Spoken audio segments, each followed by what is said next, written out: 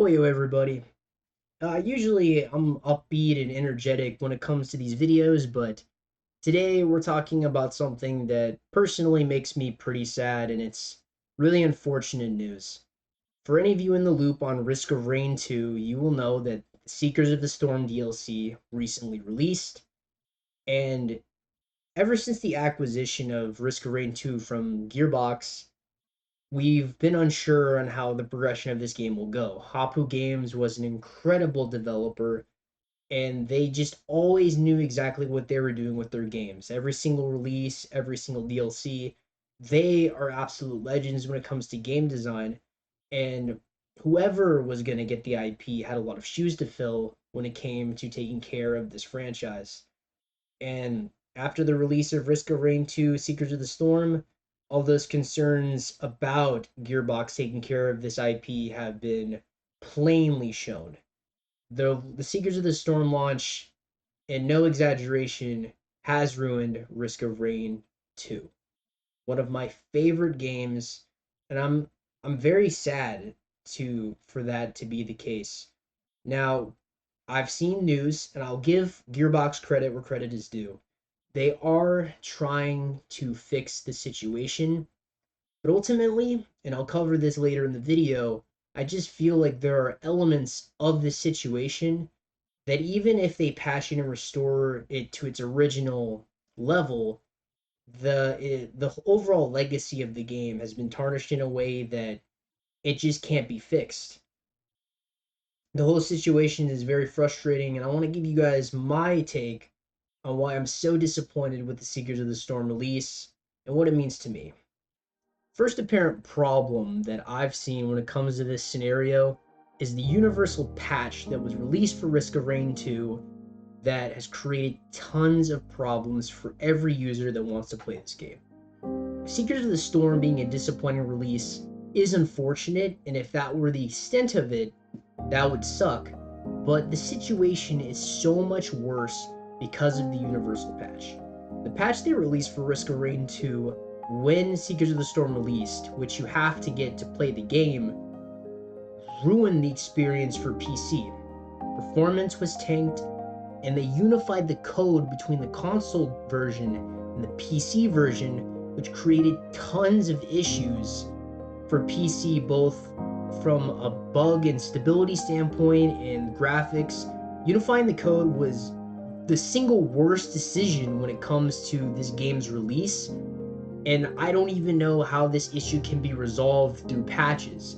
It was overall a horrible decision, and now every single Risk of Rain 2 player has a nerfed experience compared to before the Seekers of the Storm release. Honestly, that is what I see as the biggest tragedy, because if the release of Seekers of the Storm was bad, which it was, then that's like I said, that's bad, but at least you can still enjoy the best game ever, right? Before it. But now the general experience has been nerfed. Next point to talk about is obviously the lackluster release of Seekers of the Storm.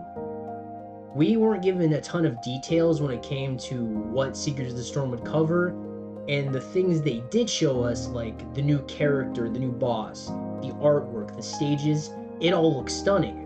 But there's a more important thing that we weren't shown, and that are the items and the design philosophy that Gearbox were going to apply for this DLC, and this issue cannot be saved, and the DLC is not worth your money for this one reason. An essential element to Risk of Rain 2's design is itemization, types of items, how they impact the run, etc., etc. What items and the balance of those items are very important for this game. When Hapu released Survivors of the Void, they clearly understood this and were very meticulous about what kind of items they added into the item pool.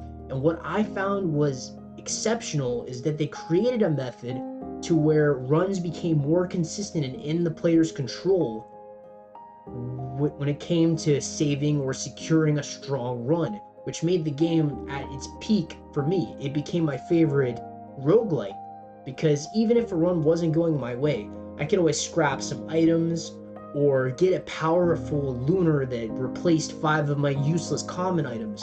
Either way, That level of control and balance is what made Survivors of the Void the legendary experience it was. Incorporating lunar items, not lunar items, void items into the item pool that can take a useless item and change the effect or just modify the run for picking it up didn't dilute the item pool. It actually made useless items like bustling fungus very powerful and just made every piece of the item puzzle click into place more and made runs feel the pacing was exceptional. Is basically what I'm getting at. Here's the problem that Seekers of the Storm presents. First of all, the additions to the content are not the best. Are they fine and serviceable? Yeah, and I really like the lore behind the false sun, but it's not as polished as the Void Path was. The Void Path was like a whole new The Binding of Isaac route where you go in a different direction and end your run in a very unique and creative way. This doesn't really feel like that. It feels less polished in a sense and less meaningful. And the items that they've added in general have been very lackluster and dilute the item pool. And this is why I wanted to talk about itemization before I get into this point, because it's the greatest reason why Seekers of the Storm is a downgrade in terms of content and why it's not worth your money. What's going to happen to your Risk of Rain 2 experience? Let's just assume all the bugs were gone and the thing performed like it used to. The itemization means that your runs are going to be less consistently strong because you now have these incredibly mid items that dilute the item pool and have very lackluster effects, which you're now picking up instead of getting the strong items like your ATGs and your bands and your polyloots, all this. Instead of that, you're pulling these new ridiculous items that don't impact the run, that don't make you feel powerful, that don't feel good to play with.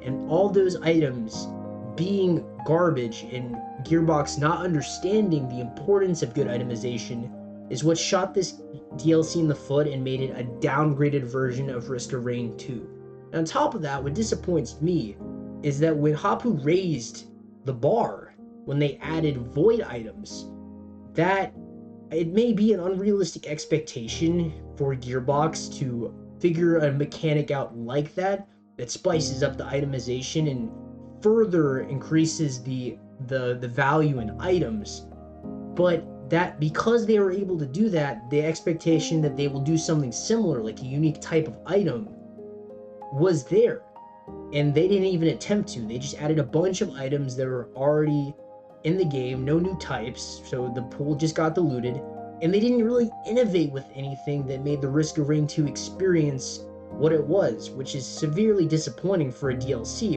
Risk of Rain 2 is a very special game to me. I've put hundreds of hours into this game. I really love it, and it's a game that I view as timeless. I will randomly get bored and just want to play a game, and Risk of Rain 2 was always a really good option, and I feel like the release of this game, this DLC if you will, has really tainted the legacy of one of the highest regarded games in the space. If anyone's played Risk of Rain 2 before this release, it's regarded as one of the best games on Steam. It had an overwhelmingly positive review score, and while it's still an incredible game regardless of if the experience is worse or not, it's gone from a highly coveted title that was unarguably amazing to one that can now be scrutinized for reasons that have nothing to do with the game. It's taken a masterpiece and it's flicked some mud on it. It's tainted the legacy of this game, and I feel like that's personally for me what makes me sad. I was a proud player of this game.